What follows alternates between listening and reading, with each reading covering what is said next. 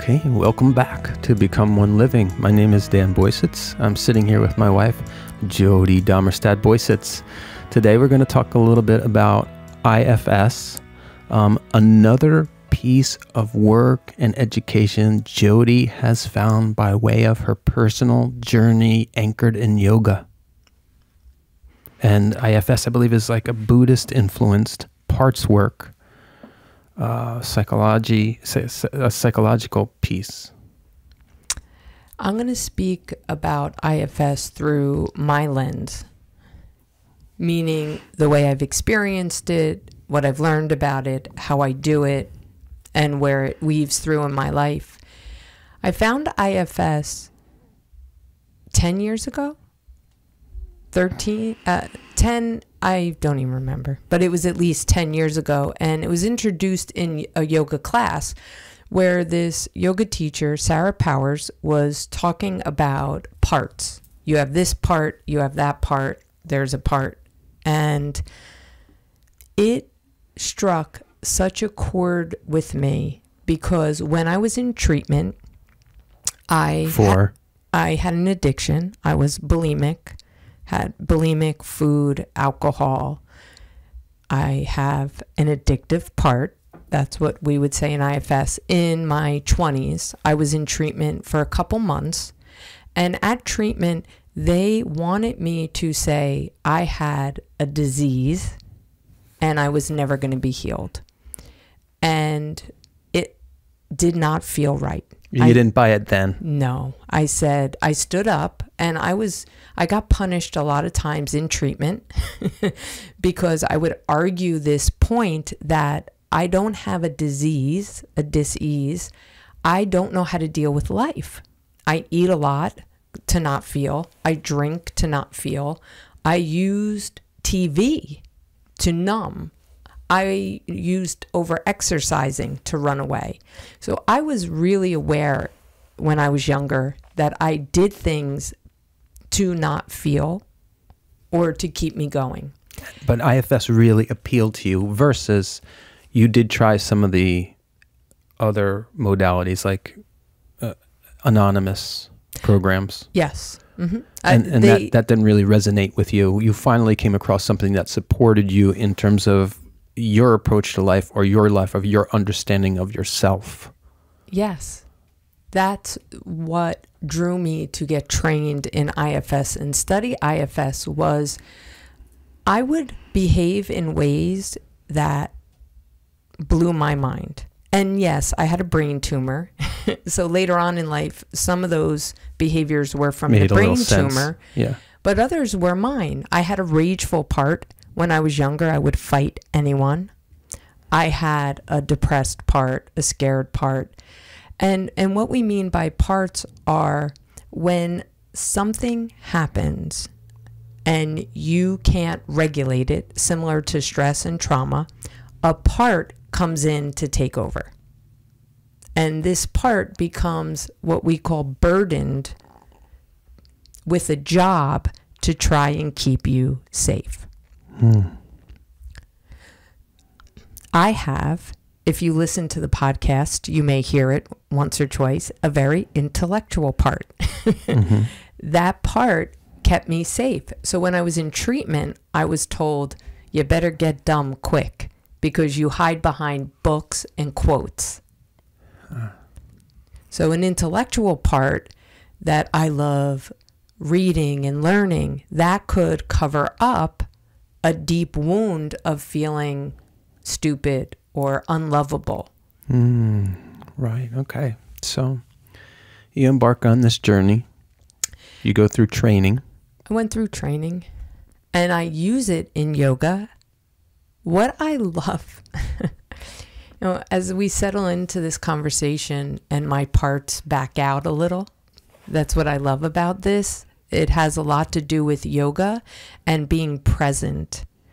The goal of IFS is eventually to sit in capital S, self. And self is compassionate.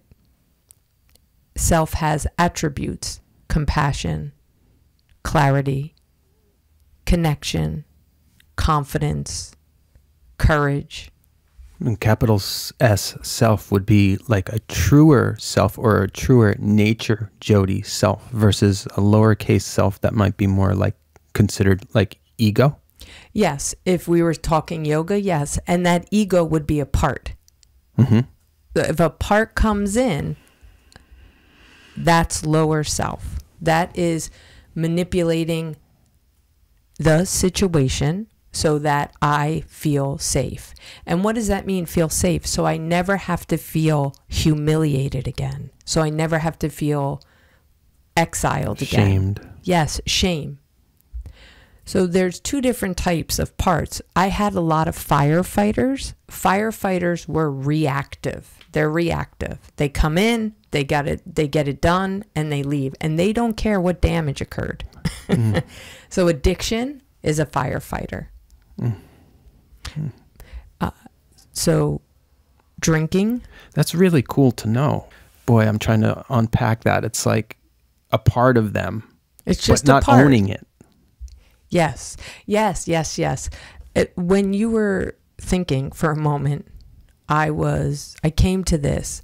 When me and Dan get into an argument or a disagreement, because we don't really argue, but when we disagree, I will say, my part's upset. Like, part of me feels upset. Part of me feels unheard. Part of me is confused.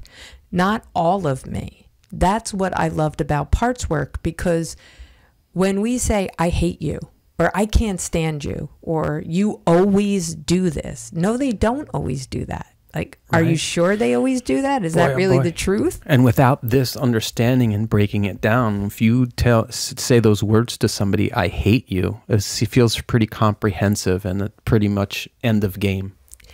Yes, and it's what we call, another word we use is blended. You become the hatred and it rises. And this is where spirituality and neuroscience comes in. So stay with me. When you're blended, you're no longer witnessing in the prefrontal cortex what's happening. You're limbic and you're becoming it. So I would become the Hulk and I want to smash things. Wow.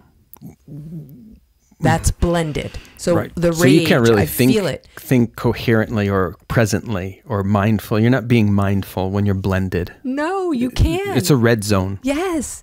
Blended think limbic system. And we've spoken about this in other podcasts, but the limbic system, or the sympathetic nervous system, is fight or flight.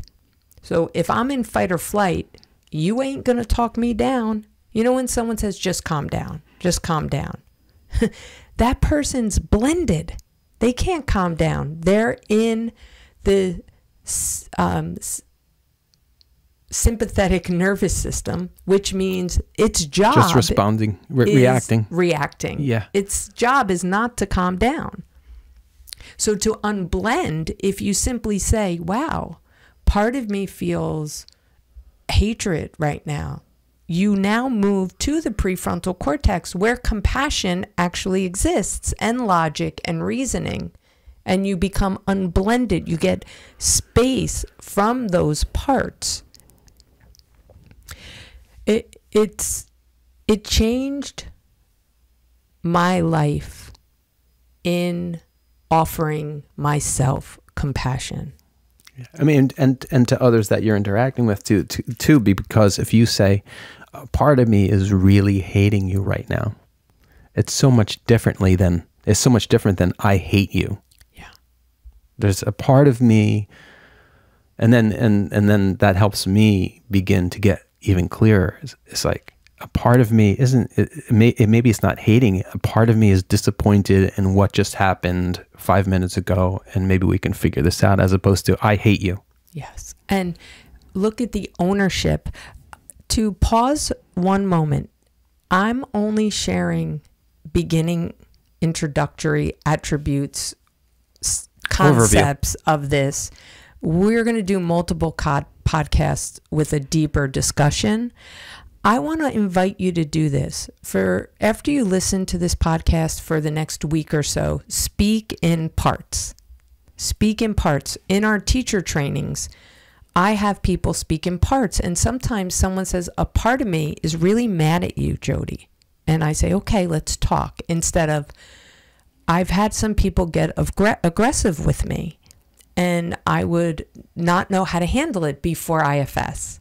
And now with IFS, I say, I see a part of you is upset right now. And they can now use their words and say, yeah, part of me is really angry at you. I want to punch you. I've had someone tell me that, by the way, I want to punch you. And I'm not reactive because they're saying it's part of them. And I know it's not me, that part that wants to hit me is reacting to a vulnerable part. It's protecting them. Wow. So you're beginning to unpack with the parts. You're beginning to soften the intensity of, yes. It's wonderful. Wow. When I would get triggered by someone, I back out and I ask, what part is here? That's yoga. Yoga in the yamas and the niyamas is inquiry. I inquire. Inquiring is prefrontal cortex, the neocortex. In that part of the brain is where the parasympathetic nervous system, the calming down, can happen. And I get to see multiple possibilities. And I get to see with clarity that I am being triggered, and these parts are coming to defend and protect me from feeling vulnerable and sad and pain that I felt, which usually starts in childhood. Yeah. Immediately I'm feeling the need to share, because my journey with you, I've heard this a few times come up, where I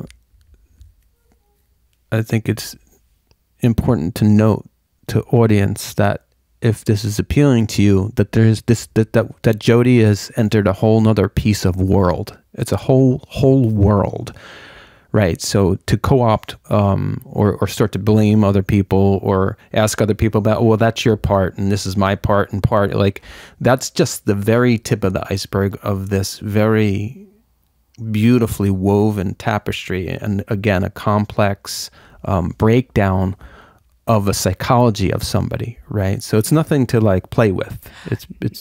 This is serious. Yeah. Dick Schwartz created IFS, and there was a man who passed named Derek Scott, and he offered a beautiful YouTube video about people taking this practice and forcing people to an exile. Now, what's an exile? An exile is a part of you that is deeply, deeply protected for a very important reason, which could be one that was abused, one that was neglected, one that was hurt so badly, it's exiled and it's hiding, but it's protected by your system. And what's happening, and this is neurological also, in IFS, in yoga, in body work, in everything Dan and I do, we're not trying to get to something, bypass everything else to fix you so you can go living the same life you've lived and the same lifestyle. The goal of IFS is to build a relationship with yourself and all your parts.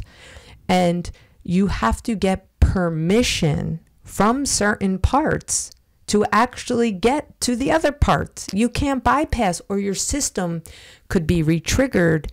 And people have come back and said, well, I drank more and I ate more. If you force yourself in this practice, it could be harming. It could be very harming. And we learned that so much that IFS is really 80% of me managing my parts and 20% of supporting you in the session. I'm managing on the practitioner's my parts. behalf, right? Yes. Right. Yeah. Wow. And even when just before I shared this, I checked in, like, what part is here? I have an excited part, if you can all hear that. It's like, I want to share.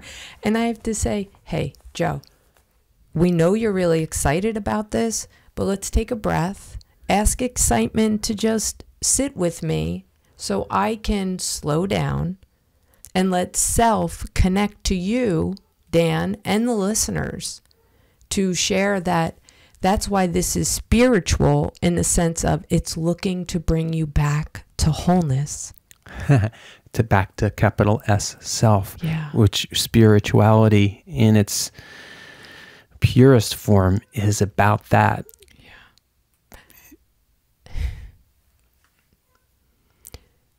IFS allowed me to feel okay with me. I had so much shame about being bulimic, about lying, about overeating, about... I used to throw up at the side of the road and in garbage bags when I was sick, or drink a bottle of wine and go teach yoga. I was blended, and I was using these things. I had such a shame. And then I had other situations that happened that brought shame and trauma and post-traumatic stress. And even after brain surgery, I was ashamed that I was going to be at a mental deficit. I was so afraid that I wasn't going to be able to function. And what IFS did, it allowed me to understand that my system is just trying to survive. I'm not a bad person. You're not a bad person. If you're listening to this and you drink or you use drugs or you yell at people. Anything, over lie. Yeah. Anything. You're not bad. That part is trying to keep you alive. It's a survival mechanism in us. And IFS allowed me to say, you know what? Bulimia was my best friend. It kept me alive. Learning, look at what learning did for me. That was an addiction. I learned things. I studied things. I was so intense. But all that education, look at where I am now. These things just try to help you survive. And when I work with people, what the gift is, when I look at them and they share these things and I say, it's just a part of you. That's it. It's only a part.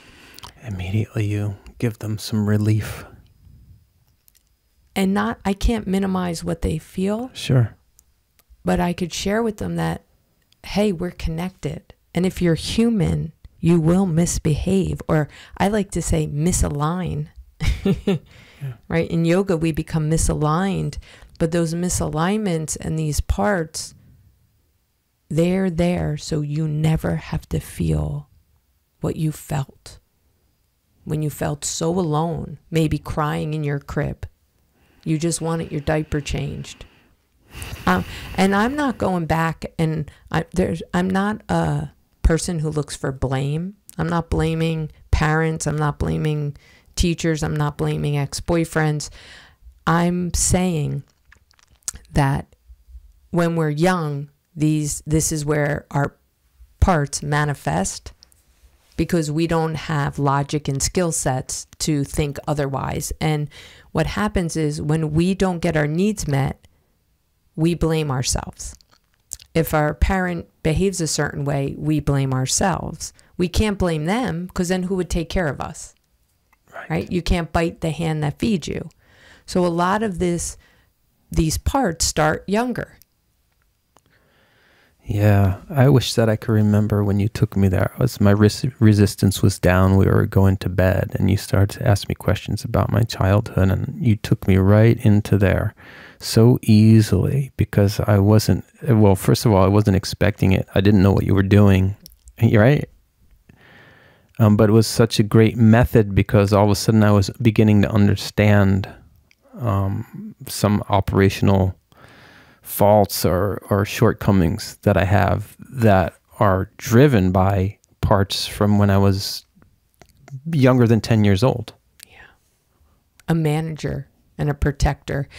So managers are more proactive. So you have protectors, and there's two categories. Managers, they're proactive, like people pleasers. Mm-hmm. They don't want anyone upset. Mm-hmm, or caretakers. Mm-hmm. They're managers. Mm-hmm.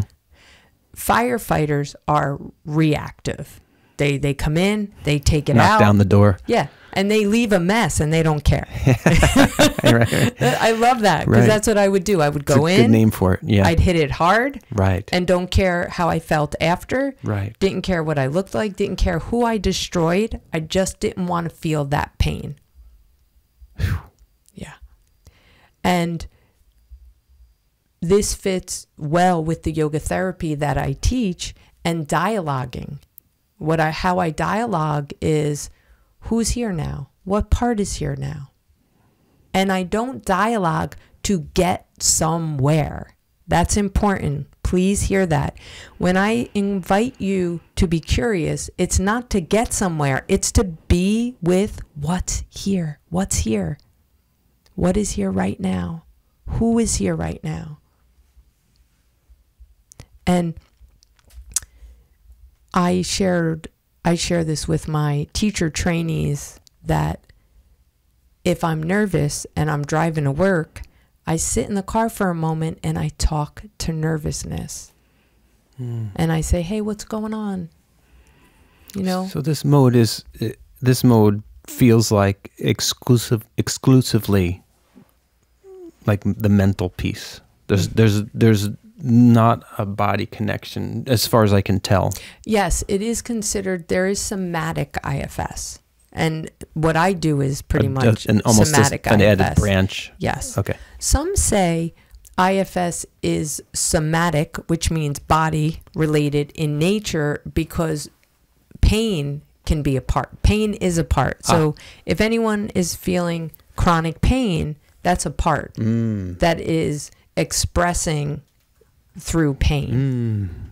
So we would want to talk to that part, and we feel parts embodied in our bodies.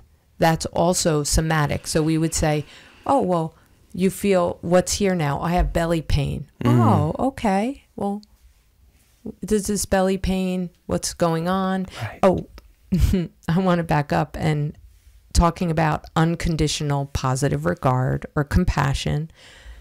If you don't authentically have your heart open towards a part, you can't release its burden.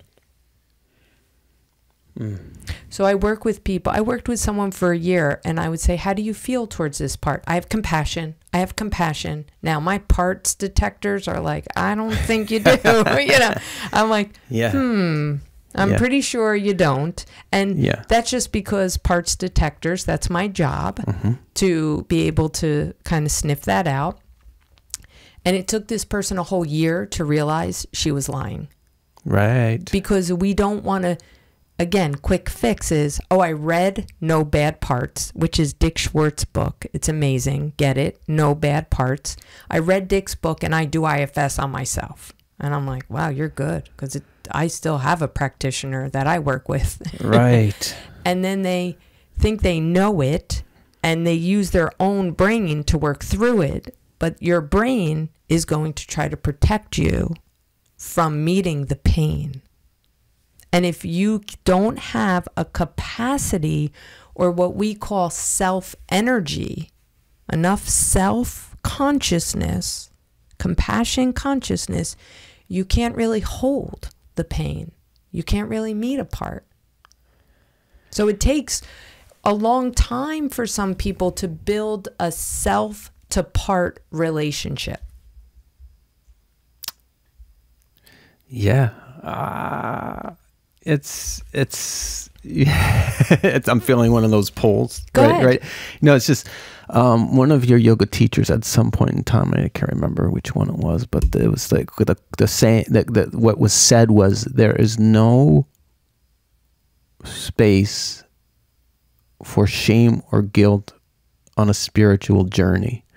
Right. So coming back to IFS, it's like if you are cleansing, if you are purifying, if there is something that speaks to you that's greater than you, which doesn't necessarily have to be, I'm just saying this is our world, is that this is a great modality to get with the parts that feel shame, get with the parts that feel guilty, so that you can work with them and I hate to overuse this word, but manage so that you can step forward and beyond being anchored into shame and guilt, and be a truer self, and so a clearer conduit, and a more inspirational and live a more inspired life. Just being. Mic drop. Should I drop the mic? Yes. All of that. Why, when people say, well, you do so much. No, I don't. I do yoga.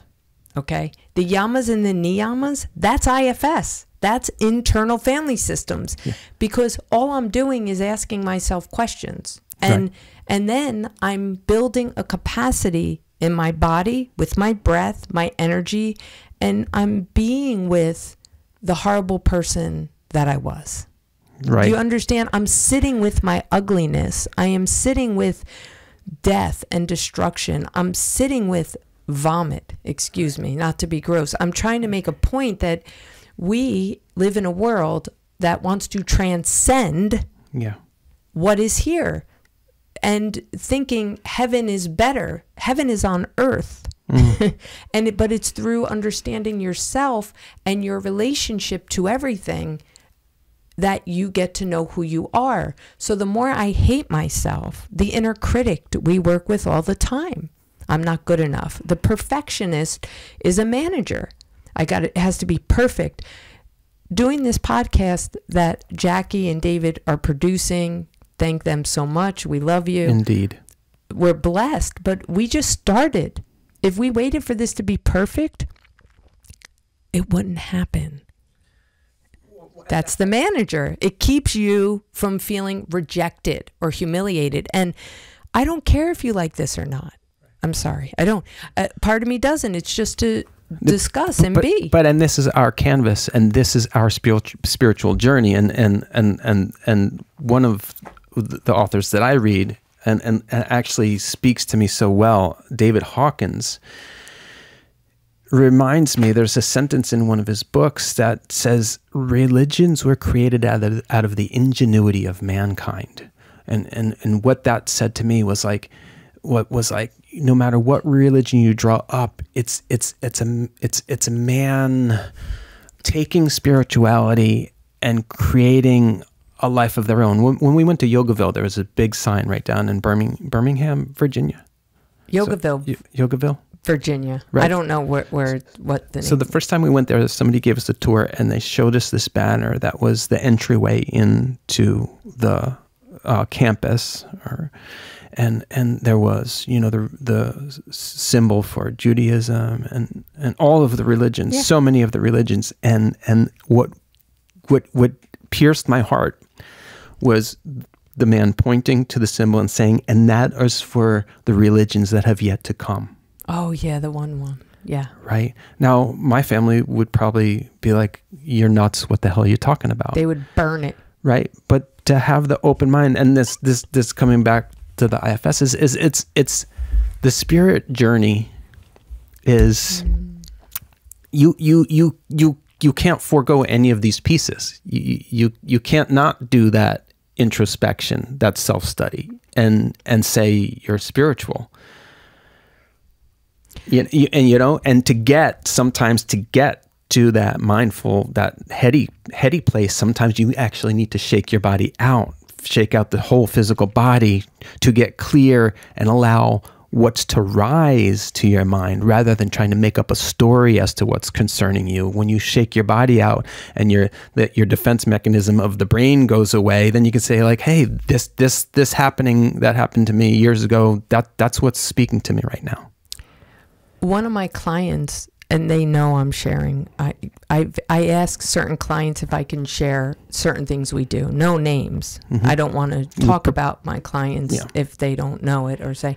And what this one client in particular does with me is moves and does IFS with me. That's it, moves. And what are the moves? Are they yogic? Sometimes they're a pose or two, but they may be waving side to side, jostling a little. And by the end of the hour, they're like, whoa, I don't know what just happened. I feel amazing. And I give them homework. And they come back and they share, oh, this part, I was aware of this part. And I was able to be with this part. I was able to speak through parts. And Dan brought this up earlier. When I started to look at this, I had so much more compassion for other people, because I had a part that hated people for so many reasons. This person's annoying. I hate this person. And I hated that part that hated everybody and that judged everybody. And I thought, wow, what is this part? What is going on here? Right. Another idea that David Hawkins puts out there is that this whole world, this entire world that you're perceiving, it's not real. Yes. You're making it's all just, you're making it up so you can navigate through your stories that you create. Exactly. That's our parts long to stay in role. So if my part feels I was betrayed, I have a betrayal part, that part that experiences that. If it craves to feel that betrayal so that it can exist. So I will unconsciously seek people out to betray me so that part can stay alive and say, oh, Dan betrayed me, see? So that if I didn't feel betrayal, stay with me here. If I didn't feel betrayal and my nervous system would start to come down, then I would feel brokenhearted from all the pain that I felt. So I stay in betrayal. Yeah. I stay angry. Yeah. This goes back why I love IFS. It's rooted in the nervous system. Right. When you're in self, you're parasympathetic. You're calm, right. You're resting, you're digesting. You see God, divine energy, you see source. You feel like, dude, me and Dan, we're one and the same. Like, I see you, you vibe. That's where we want to get. That's the witnessing. Like, okay, you're acting like a punk, or you're acting like a butthead right now. Yeah, okay, that's part of them. So the question to ask them is, are you okay? Are you okay? What's going on right now? I do that to this guy, Dan, my husband, when he's either really quiet or he sees 10 people a day. I'm like, where are you going? Work. You've been working from 6 to like 1 in the morning. I'm exaggerating a little. But I'm like, are you okay? And that's when the answer is, it says, no, I'm not. Yeah. So when you see someone behaving in a weird way or a reactive way, instead of judging or trying to figure out, you have a part coming in psychological, like, I know what they're going through. You don't know anything. You don't know. Don't assume. Ask, are you okay? What's going on? It's that's why I loved IFS. It offered me tenderness and vulnerability, and I have built in the past 10 or whatever years doing this such a capacity to be with my parts without asking them to change.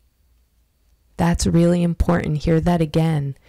You want to build a capacity in yoga, in meditation, in IFS, in life, to be with a partner and not ask them to change. That's why if you want to teach trauma-informed yoga or yoga for the nervous system, you got to slow it down, my friends. It can't be vinyasa. It's too quick. Yes. Because people need at some point some time to marinate with self, to be with self, to stay there and just radiate whatever is here to be here with, and settle in to the moment. So we're not trying to, I just want to say this one more time. We want to be with self to be with self. Right. To not change self. Right. It's just like, hey man, I'm here. Let it go. I mean, let go what? Cry. Mm-hmm. Someone's like, if I cry, I won't stop. Good. I'm here with you.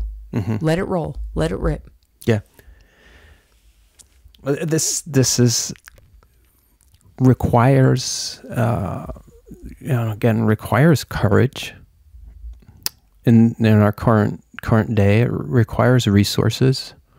As you're completing that, Joe, I was thinking about all of the teachers, and now I'm adding to the images that I have in my mind of Dick Schwartz and your other teachers, is that they're really present. They're really anchored. Yes. They're really secure in their knowing, and that's inspirational. But that's kind of like, if you're doing this work, that's where you're headed, to being okay with this present moment and the present you. Yeah. And your complete capital S self, your truest nature. That's the journey where what all this is about. That's what it's about. Being present to the moment, to self, whether we like it or not, in neutrality. Without judgment. Yeah, that's even the Gita, the Bhagavad Gita, the Yoga Sutras. All of this comes back, even Buddhism. It's the idea is, how do I stay neutral, not numb, neutral, even though I'm feeling all these feels, and not judge and try to stop it, fix it, or change it. It's life's unfolding. How do I be with that? And last piece to wrap up, we're an organism. We can't remove ourselves from nature. We're the only thing constant is change. And so IFS to me is a beautiful way that adds compassion, complexity, because the mind loves thinking, right? So you get to think about the parts, and then we teach you not to think about them, but to feel the parts, and brings you back to wholeness in another way. And we'll talk more about this in depth. But yeah, of course we will. Thank you. And questions again. You want to know more about IFS? I know IFS therapists. I'm a practitioner. I do sessions with people. I know other people that do them too. If you need support, reach out or go on the website, IFS Institute, find a therapist or a practitioner there, and email us if you have any questions or comments, becomeoneliving@gmail.com.